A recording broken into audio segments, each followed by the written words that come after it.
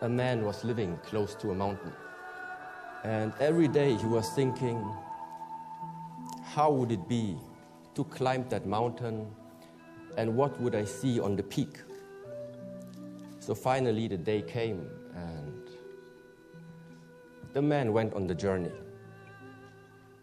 Arriving at the foot of the mountain, he met the first traveler.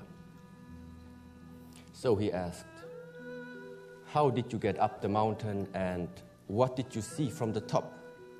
And so the traveler shared his path and also the view that he had. But then the man was thinking, the way that this traveler described to me sounds very exhausting. I need to find another way to climb. So he continued to walk on the foot of the mountain until he met the next traveler. So once again he asked, how did you climb up that mountain? And what did you see from the top? And so again the traveler shared his story. Still not being determined on which direction and which way to go, the man asked 30 more people, 30 more travelers. When he finished talking to all of them, he finally made up his mind.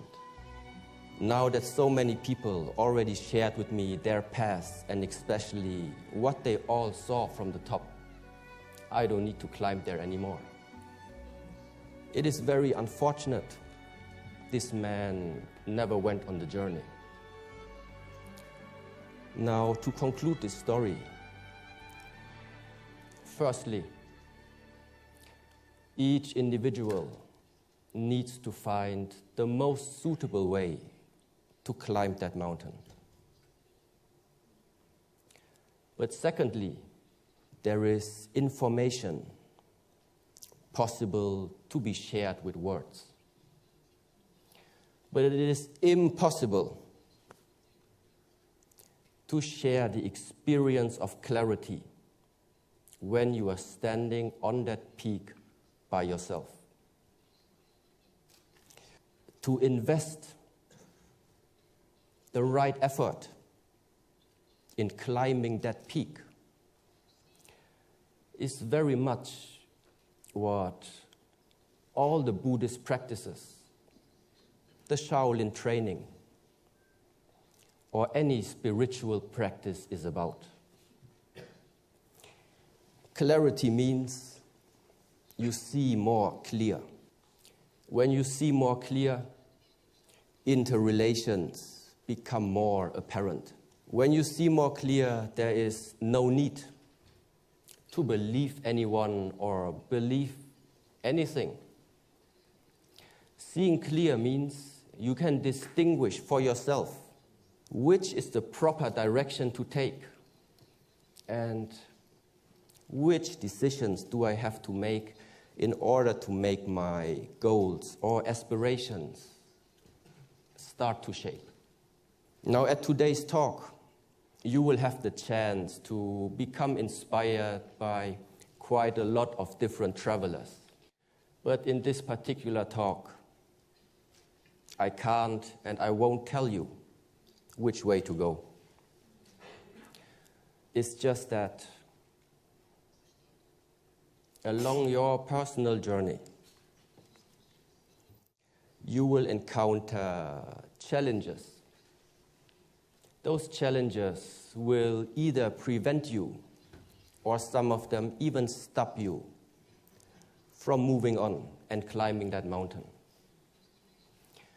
In the Shaolin Temple, we refer to them as the 5 hindrances. The 5 hindrances are describing different states of the mind. In those states of the mind, it becomes very hard to see clearly and therefore engage in the right decisions. The first hindrance is called sensual desire. Sensual desire arises in the moment when you are paying attention to something that is giving you a positive emotion. This positive emotion can originate from 5 gates of your body: seeing, hearing, smelling, tasting, or feeling. So in your mind, you climb up that mountain.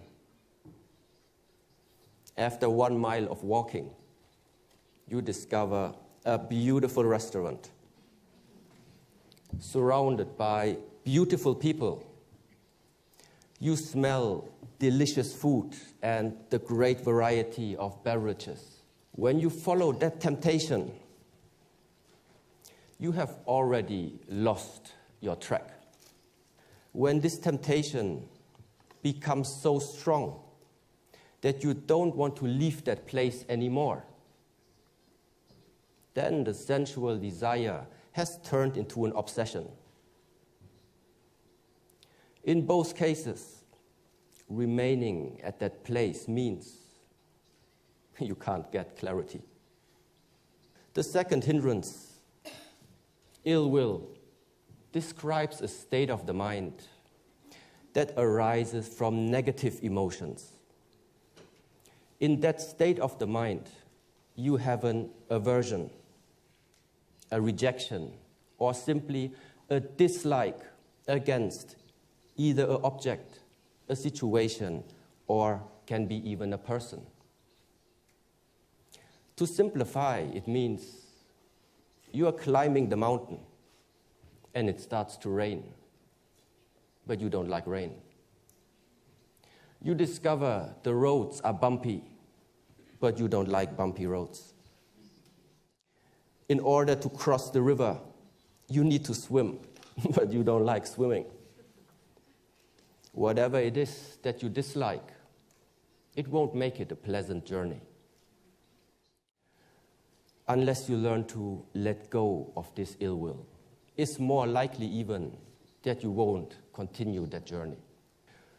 The third hindrance, originally translated as sloth and torpor. Sloth means it's the heaviness of the body. Torpor means it's the dullness of the mind.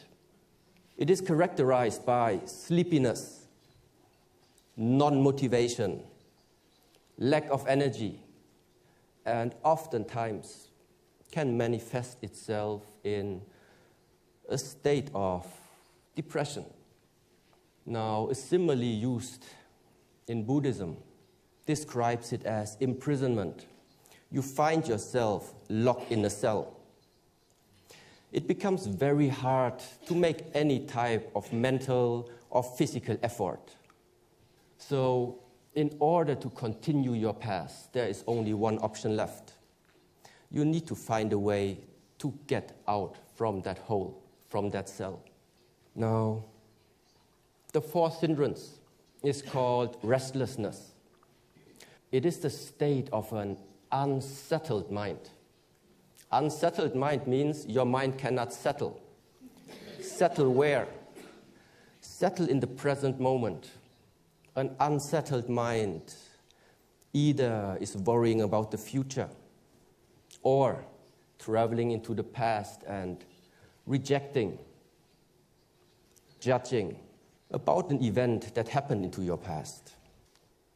A simile used here is the monkey mind, constantly jumping from one branch to another, unable to stay for a too long time at the present moment. The problem is there is no time to see clearly anymore. Now, the last of the 5 hindrances is called skeptical doubt and is very closely related to a state of mind which is based on indecisiveness. It is very easy in that state of mind getting lost in thoughts. Can I do this? Is this the right path? What will the others say? What if this? What if that? The mind cannot synchronize with your own actions anymore. And the result is that you are getting disconnected with the goals and aspirations that once you have set to yourself. When the way is filled with too much doubts, more often you will stop instead of moving on. that we know the 5 hindrances now, what are we going to do about them? You need to align and structure your life in such a way to prevent those hindrances from arising. If you are not successful, you need to use techniques in order to remove them. Each of these hindrances is placing a dark cloud on your mind or on the way of your climb. Simply remember one thing. Just let it rain. This is a 4-step method to help you removing those hindrances. The first step is recognize in what state of the mind you are finding yourself in. Afterwards, learn to accept, acknowledge, and allow the situation or a person to be the way how it is, to be the way how they are. Investigate your emotional and mental state and ask questions. Why did it come up? What is going to be the consequence if I remain in that state? And ultimately, non-identification means it is the practice. I am not the body. I am not the mind. I am not my emotion. It's just that I can see all these 3 aspects about me.